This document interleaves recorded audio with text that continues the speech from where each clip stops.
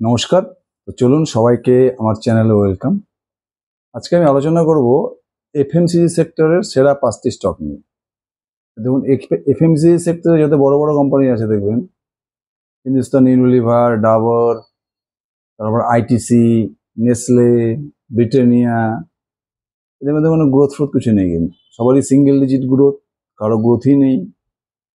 আজকে আমি যে 5টি এফএমসিজি সেক্টরের স্টক নিয়ে আলোচনা করবো, কিন্তু প্রত্যেকেরই দেখবেন লাস্ট 1 ইয়ার 2 ইয়ার্স থেকে মোটামুটি 50%-এর বেশি এরা কিন্তু সেলস গ্রোথ করে যাচ্ছে, এবং এদের যে ফরওয়ার্ড গাইডেন্স আছে সেটা কিন্তু মোর দ্যান 50%। আজকে যে 5টি স্টক নিয়ে আমি আলোচনা করব, সেই 5টি স্টকই হচ্ছে এই মুহূর্তে এফএমসিজি সেক্টরের বেস্ট অপরচুনিটি। রিসেন্ট বিজনেস দেখেন, প্লাস 2026 2027-এর এদের যদি ফরওয়ার্ড গাইডেন্স দেখেন, এটা কিন্তু বেস্ট। মানে এই 5টি স্টকের মধ্যে এখন কিন্তু হিউজ অপরচুনিটি আছে। 2026 2027 ফরওয়ার্ড গাইডেন্স দুর্দান্ত। প্রথম যে স্টকটির নাম বলবো সেটা হচ্ছে মনোরমা ইন্ডাস্ট্রিজ। এই স্টকটিকে নিয়ে কিন্তু আমার পুরো ডিটেলস ভিডিও বানানো আছে, দেখবেন বিজনেস অ্যানালিসিস পুরোটাই করা আছে। কিন্তু ছোট করে বলে দিই যে মনোরমা ইন্ডাস্ট্রিজের বিজনেস হচ্ছে এটা basically CB manufacturing, cocoa butter equivalent manufacturing করে। এর সঙ্গে হচ্ছে ফ্যাটস, অয়েলস। এরা মোটামুটি এই যে সিবি যে আছে, কোকো বাটার ইকুইভ্যালেন্ট, এটা চকলেট ইন্ডাস্ট্রি সাপ্লাই করে। এরা এতে বড় বড় চকলেট কোম্পানি আছে, মন্ডেলিস, নেসলে, মার্স, ফেরারো রোশর। প্লাস এদের কিছু ফ্যাটস আর অয়েলস আছে যেগুলো আপনার লাগে কসমেটিক ইন্ডাস্ট্রিতে লাগে, লরিয়াল, এই ধরনের বড় বড় কোম্পানিগুলো এর থেকে মাল।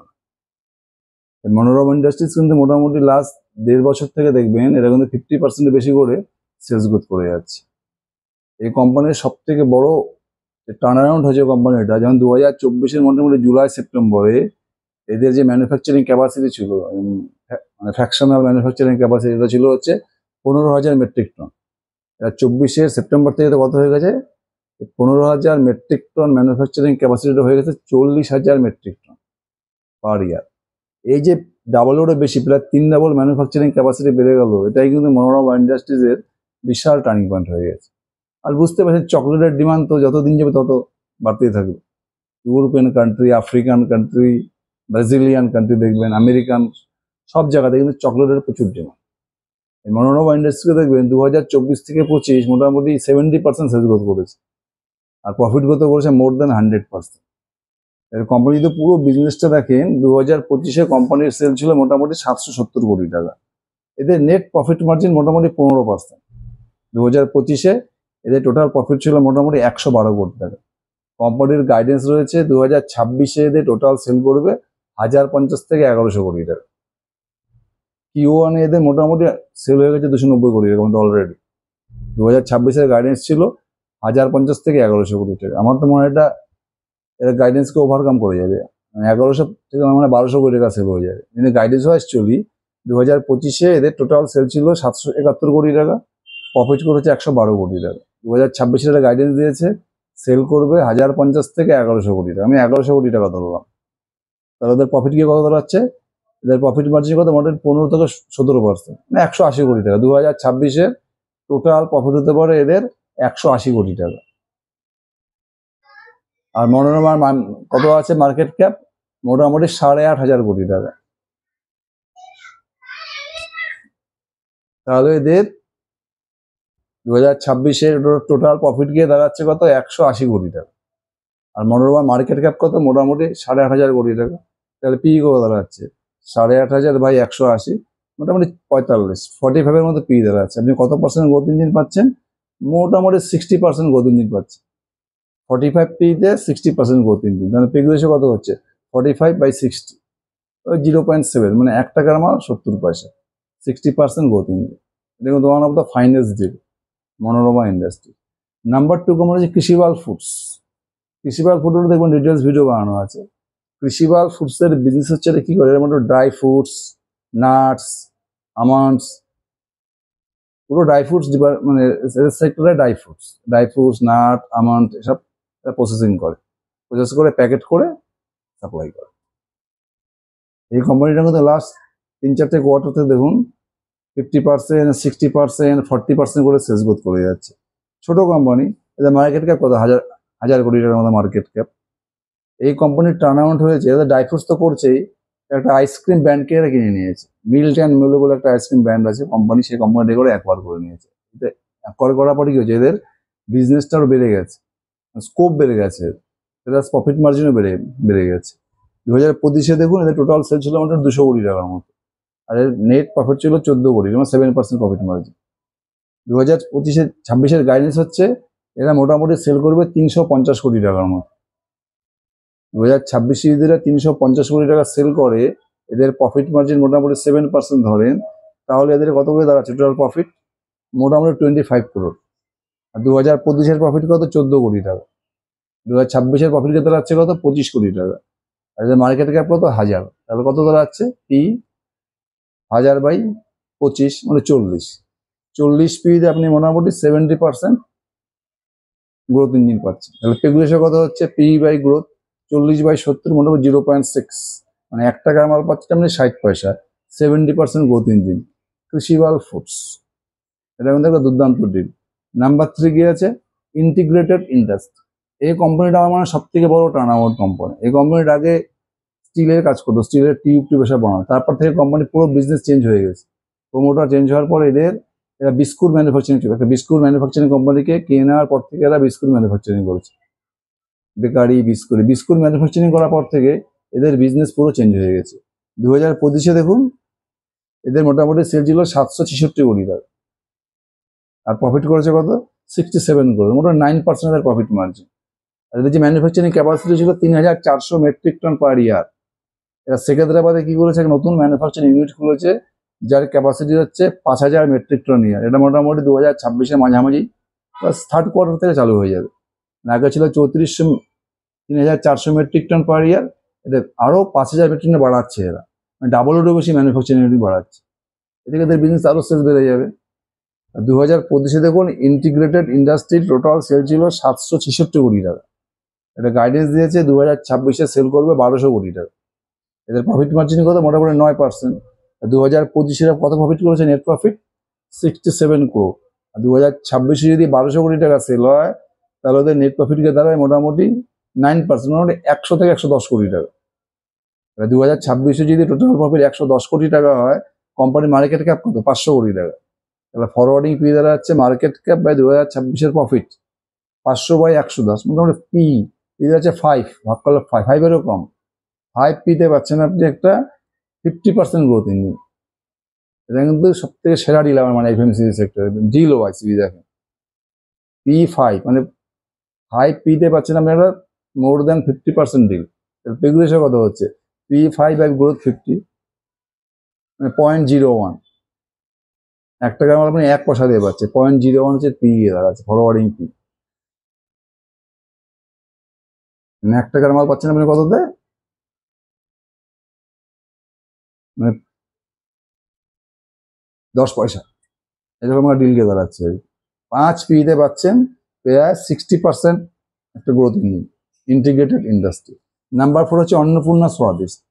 এটা খুব সিম্পল বিজনেস। এই কোম্পানি কি করে?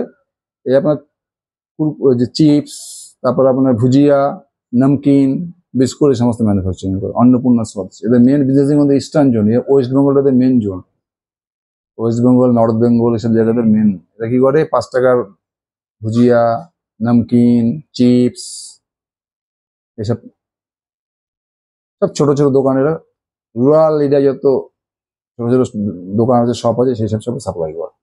প্লাস রিসেন্ট কোম্পানি কি করে? 10 টাকার প্যাকেট বানাচ্ছে, প্লাস 30 টাকার বিস্কুট ম্যানুফ্যাকচারিং করছে। এরা কি করছে? ধীরে এদের খেলাটা পুরো ডিস্ট্রিবিউশন। যেসব জায়গায় অন্য কোনো কোম্পানি পৌঁছাতে পারে না, এরা কিন্তু সেসব জায়গায় পৌঁছাচ্ছে। পুরো গেমটা হচ্ছে ডিস্ট্রিবিউশন। এই দেখুন 2025-এ কোম্পানি মোটামুটি সেল করে 400 কোটি টাকার মতো। 2025-এ এদের নেট প্রফিট গিয়ে দাঁড়াচ্ছে 22 কোটি টাকা, মোটামুটি 5 থেকে 5.5% এদের নেট প্রফিট মার্জিন। 2026-এর কোম্পানির গাইডেন্স হচ্ছে সেল করবে মোটামুটি 700 কোটি টাকা। আর 2027-এর গাইডেন্স 900 কোটি টাকা সেল টার্গেট। আমি 2026 নিয়ে চলছি। 2026-এ এদের টোটাল সেল গিয়ে দাঁড়ায় 700 কোটি টাকা, ওদের নেট প্রফিট মার্জিন মোটামুটি 5.5%। ওই টোটাল প্রফিট গিয়ে দাঁড়ায় 35 থেকে 40 কোটি টাকা। 2026-এ অন্নপূর্ণা স্বাদিষ্টে টোটাল প্রফিট গিয়ে দাঁড়াবে 35 থেকে 40 কোটি টাকা। তাহলে কোম্পানি মার্কেট ক্যাপ কত? মোটামুটি 550 কোটি টাকা। যদি 550 কোটি টাকা কোম্পানির মার্কেট ক্যাপ হয়, আর 2026 এদের প্রফিট কে দাঁড়াচ্ছে আমি 35 কোটি টাকা ধরলাম, তাহলে পি করে দাঁড়াচ্ছে forwarding P 2026 market cap 550 divided by 2026 profit 35 কোটি টাকা, এই পি দাঁড়াচ্ছে আপনার 16 থেকে 17। 16 থেকে 17 পিতে মোটামুটি একটা 70 থেকে 80% একটা গ্রোথ ইঞ্জিন পাচ্ছে অন্নপূর্ণা স্বাদিষ্ট, যেমন দেখো ফাইন ডিল। নাম্বার 5 হচ্ছে ভিনটেজ কফি। এদেরও পুরো বিজনেস মডেল আমার নিয়ে এটা ভিডিও বানানোই আছে, দেখে নেবেন। তবুও বলে দিচ্ছি, ভিনটেজ কফির বিজনেসটা হচ্ছে এটাকে কফি পাউডার ম্যানুফ্যাকচারিং করে, একদম ইনস্ট্যান্ট কফি পাউডার, যেটাতে আমরা কফি বানাই বেসিক্যালি। এই কফি পাউডারটাকে ম্যানুফ্যাকচারিং করে এরা সমস্ত কফি যে যারা রিটেলিং করে যে সমস্ত কোম্পানি আছে সবাইকে সাপ্লাই করে। প্লাস কোম্পানি এখন নিজেরাও রিটেলিং করছে, এরা অলরেডি নবী মুম্বাইতে এদের ভিনটেজ কফি ব্র্যান্ড নামে এরা কিন্তু নিজেদের আউটলেট খুলছে, retail coffee outlet vintage coffee. Vintage coffee কিন্তু লাস্ট 1 থেকে 1.5 বছর থেকে মোটামুটি 40%, 50%, 60%, 100% করে এরা সেলস গ্রোথ করে যাচ্ছে। 2025 দেখুন এদের টোটাল সেল ছিল কত, মোটামুটি 309 কোটি টাকার মতো, আর এদের প্রফিট মার্জিন কত 13%। 2025 এরা মোটামুটি প্রফিট করেছে 40 কোটি টাকার মতো। আর কোম্পানির যে ম্যানুফ্যাকচারিং ক্যাপাসিটি ছিল, এদের পুরোনো ম্যানুফ্যাকচারিং ক্যাপাসিটি ছিল মোটামুটি 6,500 মেট্রিক টন পার ইয়ার, এটার মধ্যে মোটামুটি এটা এখন ফুললি ইউটিলাইজ করেছে। রিসেন্টলি স্টার্ট করে দিয়েছে আরো 4,500 মেট্রিক টন ক্যাপাসিটি বাড়িয়ে নিয়েছে, এটা অলরেডি Q2 থেকে স্টার্ট হয়ে যাবে এবছরের Q2 থেকে। আর প্লাস কোম্পানি 2027 জন্য অলরেডি আর একটা ম্যানুফ্যাকচারিং ক্যাপাসিটি বসিয়েছে, সেখানে ম্যানুফ্যাকচারিং হবে 5,000 মেট্রিক টন পার অ্যানাম। আর বুঝতে পারছেন কোম্পানি যখন এত ম্যানুফ্যাকচারিং ক্যাপাসিটি বাড়াচ্ছে, তার মানে কি কোম্পানির কিন্তু প্রোডাক্টের প্রচুর ডিমান্ড রয়েছে।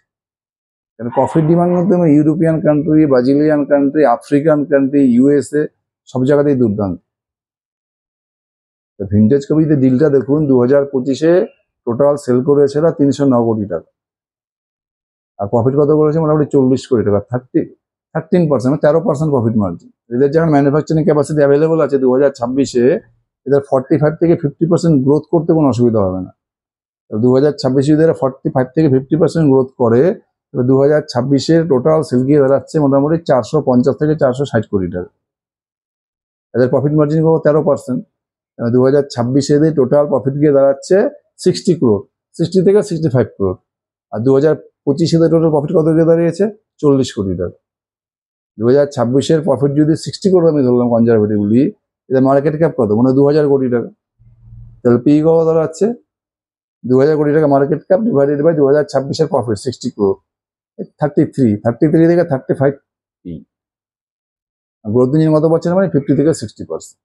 একদম প্রিমিয়াম বিজনেস ভিনটেজ কফি, এটা কিন্তু খুব ভালো ডিল, মানে 50 থেকে 60% গ্রোথ ইঞ্জিন, পি 30 থেকে 35। তাহলে পেগ রেশিও কত আছে, পি বাই গ্রোথ 35 পি ধরেন আর গ্রোথ 60 ধরেন, মোটামুটি 0.6 0.7, মানে 1 টাকা আমার 70 পয়সা পাচ্ছে। এটা কিন্তু একটা দুর্দান্ত ডিল হচ্ছে। এই মুহূর্তে দেখুন FMCG সেক্টর, যেখানে বাকি যারা কোম্পানি রয়েছে Bector food, Bikaji food, Hindustan Unilever, Nestle, Britannia, কারোর মধ্যে কিন্তু গ্রোথ নেই।